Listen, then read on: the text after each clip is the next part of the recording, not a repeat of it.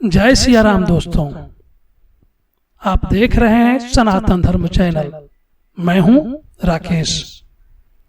अब तक आपने शिव पुराण, गरुड़ पुराण, सर्वोद्धार की कथाएं सुनी है।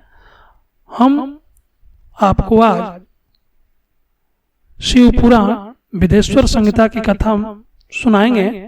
9वें अध्याय में महेश्वर का ब्रह्मा और विष्णु को अपने निष्कल और सकल स्वरूप का परिचय देते हुए लिंग पूजन का महत्व बताना। तो आइए हम चलते हैं लिंग पूजा का, भगवान शिव का लिंग पूजा का क्या महत्व है। आइए इस कथा को सुनते हैं। अगर आप हमारे चैनल को सब्सक्राइब नहीं किए हैं तो चैनल को सब्सक्राइब कर लें, बेल आइकन को दबा दें ताकि नए नए वीडियो अपडेट हो तो आपको मिलता रहे।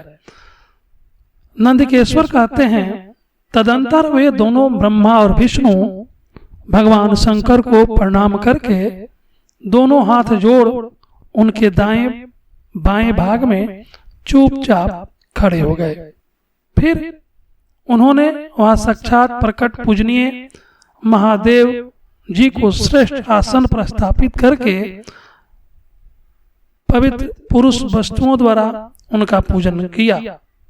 दीर्घ काल तक अविकृत भाव से स्वस्थिर रहने वाली वस्तुओं को पुरुष वस्तु कहते हैं और अल्प काल तक ही टिकने वाली क्षणभंगुर वस्तुएं प्रकृति वस्तु कहलाती है। इस तरह वस्तु के ये दो भेद जानने चाहिए। किन पुरुष वस्तुओं से उन्होंने भगवान शिव का पूजन किया, यह सुनिए। हार, नुपुर, केयूर, किरीट, मणिमय कुंडल, यज्ञोपवीत, उत्तरीय वस्त्र, पुष्पमाला, रेशमी वस्त्र, हार, मुद्रिका, पुष्प, तांबुल, कपूर, चंदन एवं अगूर का अनुलेप, धूप, दीप, श्वेत छत्र, व्यंजन, ध्वजा, चंवर तथा अन्य दिव्य उपहारों द्वारा जिनका वैभव वाणी और मन की पहुंच से परे था, जो केवल पशुपति के ही योग्य थे और जिन्हें पशु कदापि नहीं पा सकते थे, उन दोनों ने अपने स्वामी महेश्वर का पूजन किया।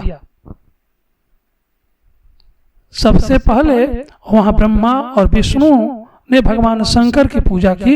इससे प्रसन्न हो भक्ति पूर्वक भगवान शिव ने वहां नम्र भाव से खड़े हुए उन दोनों देवताओं से मुस्कुराकर कहा। महेश्वर बोले, पुत्रों, आज का दिन एक महान दिन है। इसमें तुम्हारे द्वारा जो आज मेरी पूजा हुई है, इससे मैं तुम लोगों पर बहुत प्रसन्न हूँ। इसी कारण यह दिन परम पवित्र और महान से महान होगा। आज की यह तिथि शिवरात्रि के नाम से विख्यात होकर मेरे लिए परम प्रिय होगी। इसके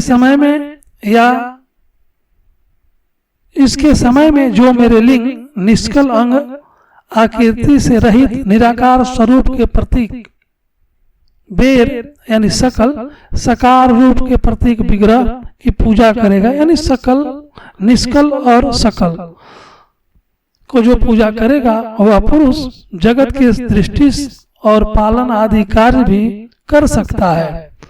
जो शिवरात्रि को दिन रात निराहार एवं जितेंद्रिय रहकर अपनी शक्ति के अनुसार निश्चल भाव से मेरी यथोचित पूजन करेगा, उसको मिलने वाले फल का वर्णन सुनो। 1 वर्ष तक निरंतर मेरी पूजा करने पर जो फल मिलता है, वह सारा फल केवल शिवरात्रि को मेरा पूजन करने से मनुष्य तत्काल प्राप्त कर लेता है।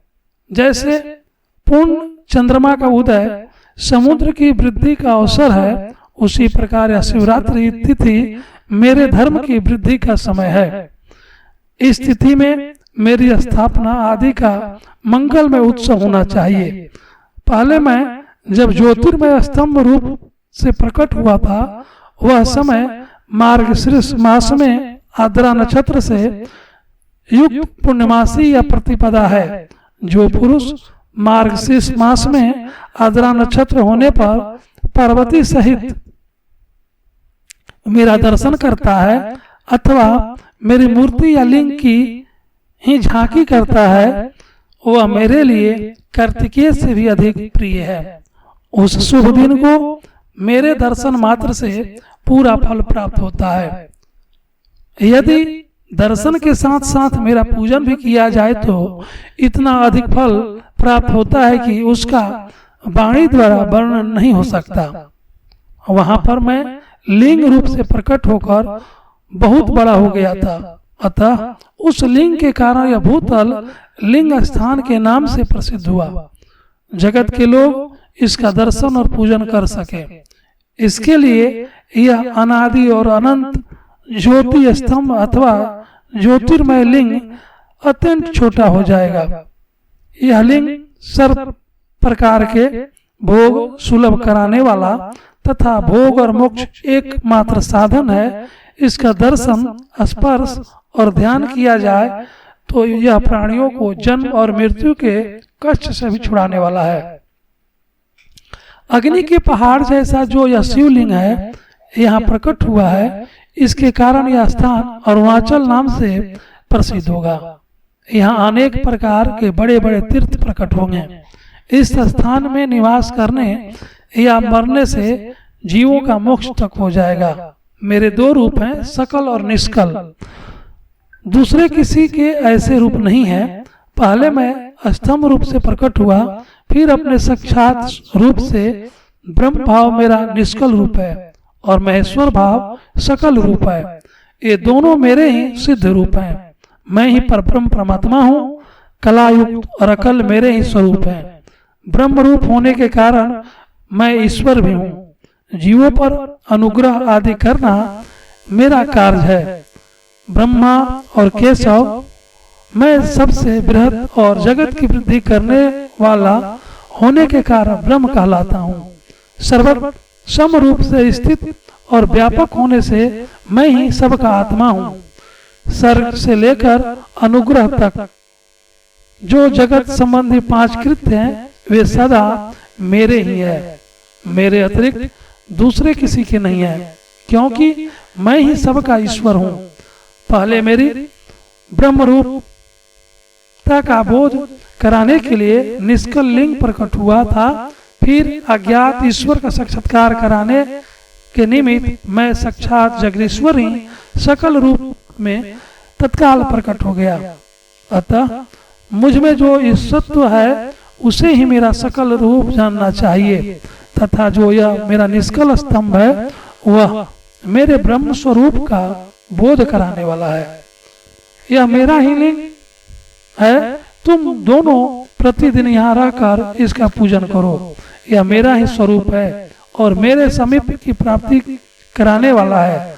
लिंग और लिंगी में नित्य अभेद होने के कारण मेरे इस लिंग का महान पुरुषों को भी पूजन करना चाहिए।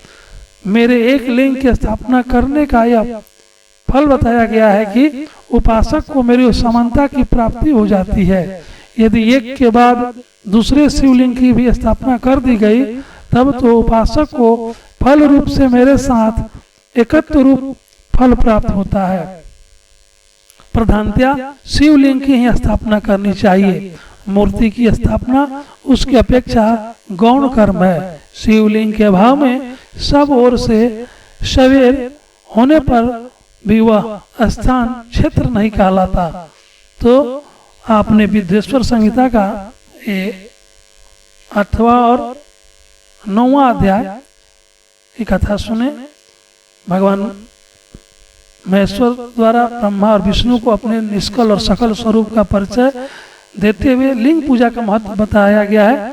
तो आप सुने और इस वीडियो को